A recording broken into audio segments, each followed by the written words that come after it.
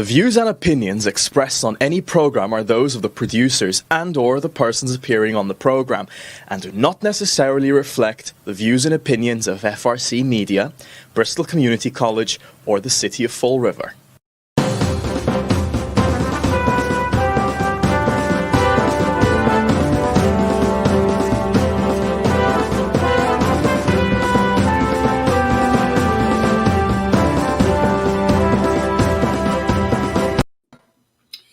Well, hello. Welcome to Spindle City Straight Talk. I'm Chip.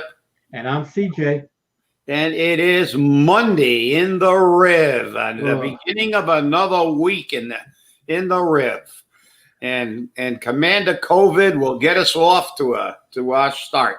Because I know the weekend flush had a lot of COVID information in there. Yes, it did.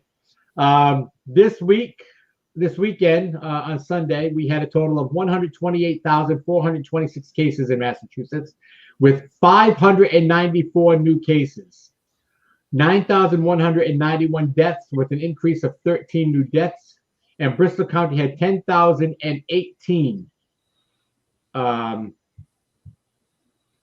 cases. Now, the number for the city goes back to Friday. And the mayor said that the city has seen one new case, bringing us up to 2,086, and we remain at 134 fatalities. So, although the press release was wrong, didn't have those numbers, and then she sent out a correction afterwards. People make mistakes, but I mean, it's something. Overpaid press secretary, I guess. Overpaid everything. So. Yeah. But I went out this morning. Morning while I'm on this, and I picked up my coffee, and I walked into the Dunkin' Donuts, and I'm watching, and there's somebody with a shirt over their face. At least they've got it covered, and there's another woman standing there with no mask on, and she's expecting to get waited on, and she was giving them a hard time, and they waited on her. And I turned around and said, you know what? Any other Dunkin' Donuts, they would have told her to get out until she gets a mask on. Oh, well, I just don't want the confrontation. I said, fine. So when people get COVID because of this incident, I said, you're going to pay for it? Or is you're both going to pay for it? I said, there's a problem there. Oh, please don't stop. You got your show today. Do your show. So I knew somebody at least watched. But it's true. I mean, somebody gets it. And it is it's prevalent. I went out this Saturday night with a couple of friends to watch the fights, and I went into the restaurant that was carrying the fight, and you had to give your name and be, they had a little waiting list because obviously they got restricted seating. I didn't wait very long, but you had to put your name on it. Standing in a line, and there's people in front of me, and I was distanced, and it was somebody else. But there was, there were a few people in there putting in their line, standing in a line in the foyer, and there was one guy there with a mask on his chin. Yeah. Walking up the storm, and it's like, well, I got a mask on, but it's on my chin, and I'm looking at him, and he's like totally oblivious. It's like, well, just take it off. Your chin's not spreading the COVID. You are. And but that was it. He's standing there, and they let him, like they did in Dunkin' Donuts. He walked up instead of the guy saying, hey, buddy, put your mask on and get out, because there were a bunch of people in that area. Because that's right. Even though we were distanced, we were still in there waiting to put your name in. And that's just, like I said, they talk about America, and that's the problem, that these other European countries, they follow orders far better than Americans. And it's funny because we're talking about that. And this morning I watched some video of the governor of South Dakota participating in a buffalo or bison. There's a difference, but there's really no difference. But there's indigenous to Africa. But bison and buffalo. They showed her riding a horse and herding bison, and stuff. And they interviewed her, and she said, you know, she didn't amazingly enough, she said that in her state, she didn't shut down anything. She gave everybody all the information they needed, and she trusted the people of her state, and they did quite well. Where when you look at these, you look at these fascist states like Massachusetts, everything gets shut down, and then they blame the president for everything when they're the people who put infected people in nursing homes, and they lock you in your house, but they'll allow basketball games to go on and riots and everything else. So, I mean, this whole situation is being used for political purposes. This has got nothing to do with the reality of the statistics and of COVID. This is all about their narrative and all about the propaganda machine. So that's at least my opinion. So, well, and I mean, just look at what they did in Florida. They've removed all restrictions in Florida. They even put out announcements that the amusement parks, the theme parks, should all go back to normal operations. And you have to ask yourself, what's normal operations now? You know, it's kind of difficult to get an idea about it. But yeah, the governor in Florida said, nope, we don't need any more restrictions. We need the city to be open for everything, and that's it. Well, you know, that's the key. The key is, listen, if people paid attention and social distance and wear a mask, things would be a lot better. But the problem is in this city and all over the country, and that Americans don't care. The population that doesn't really get sick, if they get sick at all, or gets very mild symptoms, the young people, they don't care if they spread it. They're totally oblivious. They'll go out with 100 people, 50 people playing basketball, and we've seen it in Fall River. And then they're going to walk around and go home where they have parents and maybe grandparents, and they're going to go to restaurants and markets, and you know, and they're going to spread stuff around. So it's just the public itself, and realistically, statistically, this disease is not as dangerous as some serious strains of the flu to the majority of the population, and they don't want you to hear that, but that's a fact. The fact is that this is not a major threat to a large cross section of the population, only a very, very specific part. Well, true. That's very true. And we're seeing that with the death tolls and the infection rate. And the thing that bothers me is that you have every single one of these large parties or large get-togethers that they had, and I saw several of them this weekend, either via Snapchat or posting pictures on Facebook. They're posting pictures of 25, 30, 40 people all in one place with no mask, no anything. And you know, we saw this in Boston when they had in the Boston area where they had a hockey game or practice that wasn't sanctioned by the college, and they caused infections. They had a wedding which caused infections. So you don't know who you're actually with and whether or not they've been exposed. So you have to look at, not only for what's better for other people, but what's best for you. Because remember, just because you get COVID doesn't mean you're going to die. It's just going to be a big inconvenience for you. And they're still showing that people, even after they've recovered from the COVID, they're still experiencing difficulties, some with breathing, some with pain, fibromyalgia, things like that. So it makes it a little difficult to get a grip on that.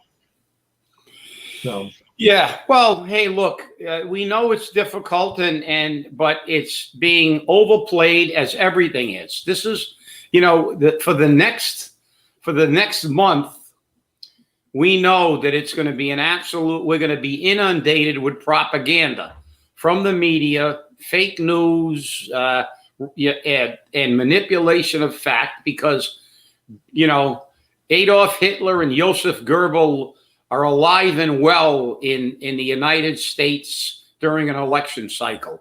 They will. They always are. They all, yeah, exactly. They are gonna misrepresent everything. They're gonna lie. I guess the big thing is now, and we're all looking forward to the debate tomorrow night. Let's see if they have is it going to be like the Cyborg and Terminator? Is that going to be Joe Biden? They're going to have to check to see if it's actually not an animatron or something like that. But everybody's looking forward to the debate, and they've already started. I mean, I guess the New York Times, the tax article about Trump, and of course Trump is saying it's total. There's a lot of inaccuracies. But listen, again, this is all about manipulation of fact for the right. to sway the voting public, and none of it is accurate on any side. Look, the reality is he didn't. He paid $750 in taxes last year, and this year didn't pay taxes. Okay, probably true for the most part. But then again, I think we remember a few years ago that I showed the stats that General Electric that year was the highest profit company in the United States. They made literally billions of dollars. And if I remember correctly, but it's ballpark, but they had 165 tax lawyers. So after they made billions of dollars, General Electric not only didn't pay any taxes, they got a $250 million tax refund. Is it right? Is it right?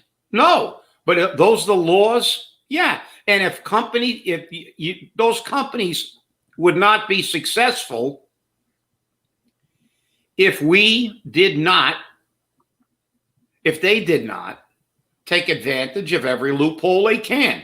It's up to the Dems complain all the time, but I'd like to see how much Mike Bloomberg paid on his billions. Hunter Biden paid on the millions of dollars he's got in Ukraine and Chinese money he's getting. So, it's all BS. It's got nothing to do with anything. It's all propaganda. Each side's throwing propaganda. They're throwing Hunter Biden. They're throwing $750. But look, the man's a businessman. You wouldn't be a successful businessman if you didn't use every tool available to increase your profit margin. That's what capitalism is. Exactly. I mean, that's the whole key to this whole problem. And, it just never stops. And, that stuff doesn't even disturb me, CJ. What does disturb me is when they attack somebody like the Supreme Court nominee because of religion. It's wrong. This society, this country was created to allow people to practice their religion. The people who came here, whether they be the Mormons or the Quakers or every conceivable group that was being persecuted in Europe, the Huguenots or whatever. So they all came here to be able to practice their religion. And there's a separation of church and state. And the nominee supposedly said she's going to do her job and interpret the law without regard for her personal feelings, which they're all supposed to do. And the irony is this woman, from everything I've read, she may be the best Supreme Court nominee in the history of the Supreme Court because she graduated #1 in her law school class in Notre Dame when she clerked for Scalia, who was a great Supreme Court justice. When they wrote her recommendation, the Notre Dame Law School said she was the best student they had ever had. So the woman is obviously eminently qualified. And I think in her speech of acceptance, I think she said it. She said, Justice Scalia attacked ideas, not people. That's why he got along with Ruth Bader Ginsburg so well. And they had, opposing views on everything. So you can disagree without being disagreeable. And to turn around and do what they're already preparing to do and already have begun this campaign based on the person, not the idea, is wrong. And, this is everything that's wrong with our political system. And there's only one way to cure it. That's throw all their asses out of their jobs. All these people that have been in Congress for 30 years and 40 years should be gone, but they don't.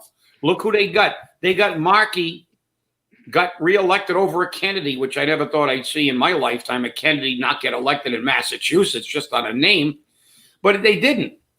And why? Because look at him. He's another guy that's been a swamp inhabitor for 40 years. He's done absolutely nothing. I believe former Mayor Carrere, not Jazel, Bob, I think he said on the radio that he knew Markey and he never had an original idea in his life. So, you get what you deserve and you get who you elect. And guess what? It's time to drain the swamp on all levels. I agree. Hey, I got a question for you, Chip. Yep. Do you have $30,100 just lying around? No. Oh, I wish I did. Well, you're going to have to find that money because that's what it's going to cost you. A new report on the financial condition of all 50 states ranked Massachusetts number 46. Boy, we're really good in the nation for its fiscal health prior to the coronavirus pandemic. The report found that the majority of the states were ill prepared for any crisis, much less one as serious as what we are currently facing.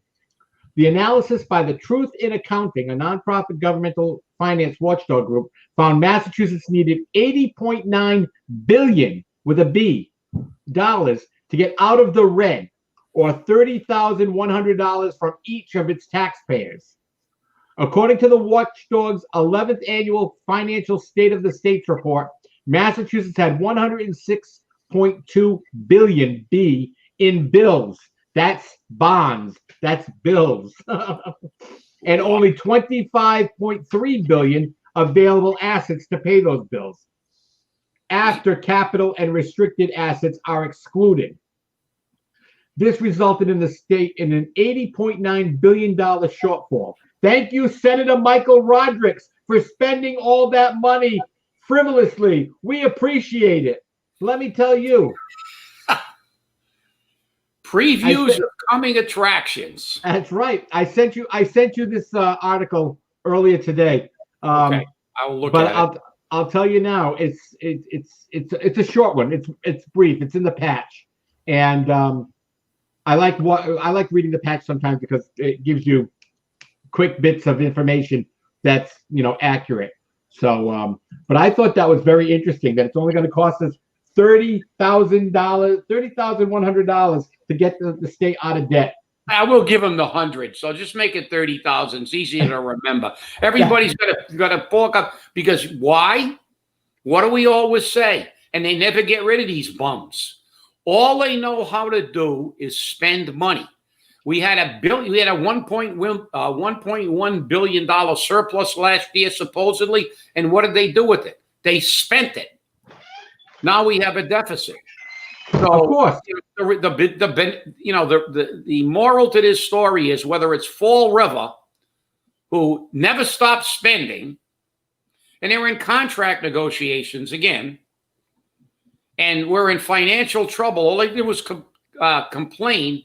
Yet, in order to maintain their relationship, supposedly, they're going to offer every union a small pay increase. Now, not that I'm opposed to pay increases, but there's a time and place for everything. You think in a time of economic woes, we would have a freeze on everybody, including Mary Sahadi and all the other high-paid people? The low-paid people deserve a pay raise because they're not making enough to live. But the fact is, they're going to offer everybody a pay raise, and they just keep spending. There's never any belt tightening. That Bob Carrere, when he got in, instituted pay cuts. He knew the only way to ever get this city on its feet is to control spending. but there's never an attempt to control spending.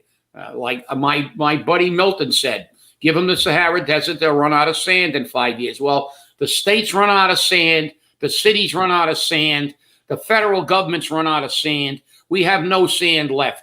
And this, what you're seeing in Massachusetts, which is basically a state that actually is bankrupt if all the bills came due, you're looking at the previews of what will happen when AOC and the rest of the squad run the United States, because they're going to give everybody everything for free. And then they're going to figure out there's no way to pay it. And the nation will collapse. We will be like Russia, that has a military and a third-rate economy. And people have to stand in line for a week to get a loaf of bread. Because you know something? It sounds great on paper. You don't have to work. You don't have to do anything. All you have to do is just take suck up oxygen, and they'll make and you can live. They will subsidize you. Well, unfortunately, we have to go back and remember from history and some of those old adages. There's no such thing as a free lunch. Somebody's got to pay. And if you want to dance, you ultimately have to pay the band. Yeah, and the band's not cheap. And the band is not cheap. Unbelievable. We can't make it any easier for people to understand. So, when we look at this, people, you hear, Mike Roderick turn around and say, "Oh, we've got $100,000 for this, and we got $2.5 million for that, and we're doing this for the region, and we're doing that for the region, and we're giving you money here." We don't have money to give. We don't have money to give. So where's the money coming from? Where's it coming from? It's coming out of your pocket. It's coming out of your pocket. Every time they give you something, they're not giving you anything. They're taking from you. And as soon as you learn that you're being taken from and not given to, the sooner we're going to see changes. It's time for a change. Remember, in the 1990s, the people voted for term limits. It was the House and the Senate with the Women's League that decided they didn't want that, because God forbid they give up their cushy jobs and their cushy benefits. And so they challenged it in the Supreme Judicial Court, and they won. And the Supreme Judicial Court said, well, you've got to change the Constitution. Well, you made it so that only the politicians can change it, and they're not going to change it. I was just talking about that to someone else about that just before we went on the air, and it's the truth. The court said to change it, and you know what the court's response was when the defendant said, how are we supposed to do that? Because the Constitutional Convention is controlled by the House and the Senate. And the Supreme Judicial Court said, then elect people that will do what you want. And remember, the Supreme Judicial Court of this state was appointed by politicians. See, therein lies that what I always say on this show, that I just hope that someday I can hit the Powerball for a really big one, like $300 or $400 million. So I can get a lawyer to take it to the United States Supreme Court, because when the SJC in Massachusetts says that you have to change the Constitution, I don't know what kind of lawyer they had, but because they were political appointees taking care of the people who appointed them, our Constitution does not have to be changed, because the Commonwealth of Massachusetts says in our favorite part of the first, Article 5, that all politicians are answerable to us. So what is the ultimate answerability? A vote. The state voted to have term limits. That should have been the end of it. And that is ridiculous. And again, this is the problem. We have a political system in the United States that now its sole purpose is to perpetuate itself. And that's what they do. And what you have is inbred Jed rulings like this. This is why there's such a battle over the Supreme Court. They do not want a Supreme Court that is a separate third branch that only interprets law based on law.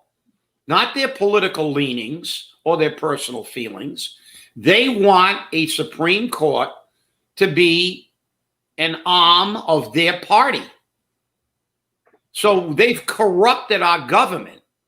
In reality, I guess the only way we can ever overthrow it again, because we can't have a revolution, although the anarchists are, but the fact is that we have to throw them all out. And hopefully people at some point in time will get so fed up they throw everybody out. So it's disgusting. Oh, and we only got 5. I got to touch something you touched on in the weekend flush, the school department. You did touch on that, and I know that it was a personnel issue and they can't divulge anything about it. But I'm a little disappointed in the fact that they at least didn't inform the public that the thing is there is a complaint. And I think people should know. And I am a firm believer in due process for all the parties involved in any action.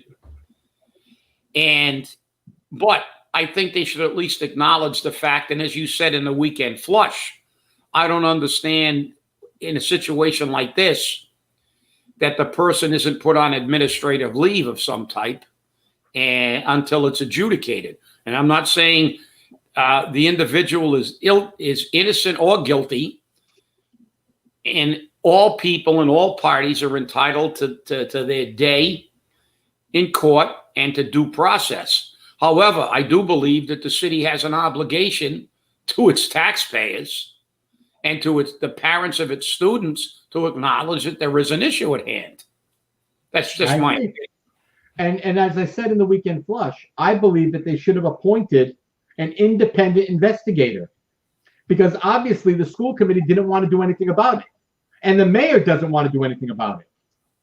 And from my inklings and my people within the system are saying that the reason they didn't do anything about it is because there's nobody qualified to take over the head of the school system at this point in time.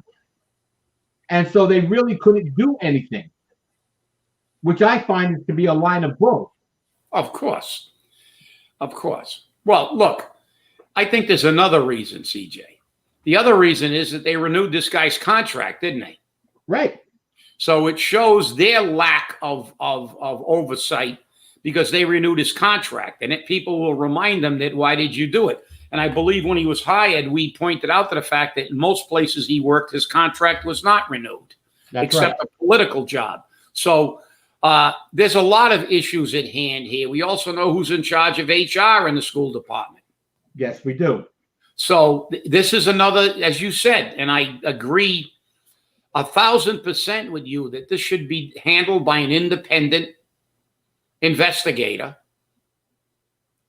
because this is just there are too many ties, family ties, political ties, facts that, is the school committee going to act to try to make sure that because they renewed his contract that their actions are justified?